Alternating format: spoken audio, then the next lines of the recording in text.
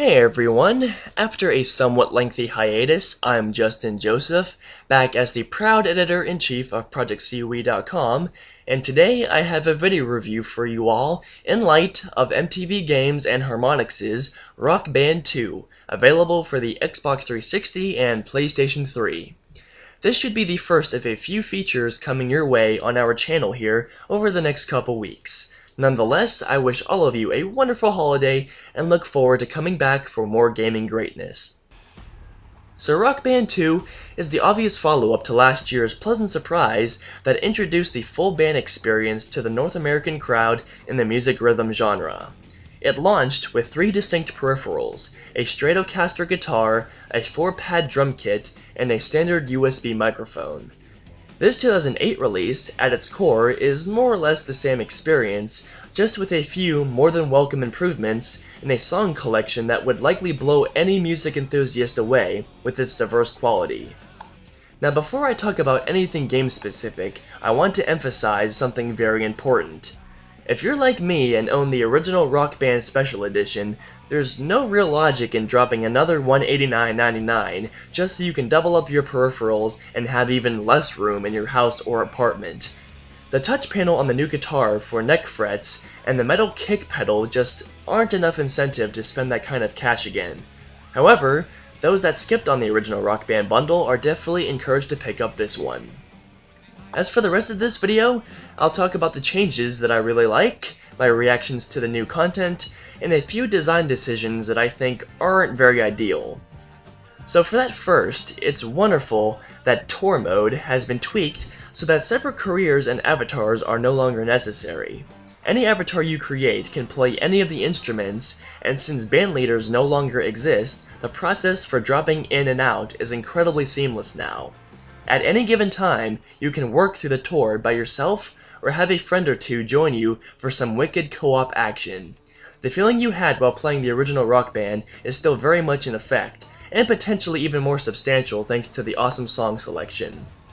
Honestly, anyone that doesn't know that music defines these kinds of games hasn't been paying attention. Well, in Rock Band 2's regard, you should be most pleased. In fact, on day 1 of this game, you could have had over 300 songs to play thanks to the on-disc tracks, those that you can import from the first Rock Band, and a music store that receives regular updates. That number now is a staggering over 500 songs, and while there's a fair share of unimpressive content, the majority is just a blast to play. A new singing engine has also been instituted so that vocalists have less trouble hitting and maintaining their pitch and tone. Most may not notice because players are understandably self-conscious, like myself, when belting out some tunes, but it's nice for the feature to be there. Unfortunately, Tour Mode isn't perfect for 3 reasons: marathon set lists, lack of change, and band employees. It's a shame that the game forces you to play 5 or more songs in succession in almost every venue, not allowing you to stop in the middle to complete it at another time. It's annoying because you waste electricity keeping the game paused, and this also hurts the game's pick up and play intentions. People you can hire to work for your group also feel a little shoot in. I mean, I realize they're meant to be behind-the-scenes characters, but what could have been a number of truly unique personalities earn nothing but unpaid attention as they net you a little more fans or cash. I also would have appreciated some kind of expansion to the tour architecture, but sadly, none is really present. The developers just didn't take many risks. I'm also not very fond of some songs that feature over-the-top lighting and visual effects in the background. As a whole, Rock Band 2 looks pretty much identical to last year's game, but some tracks may affect you like me, causing you to squint or look at the screen from a different angle so you can concentrate on the conveyor belt of notes. The sound output is also a little inconsistent.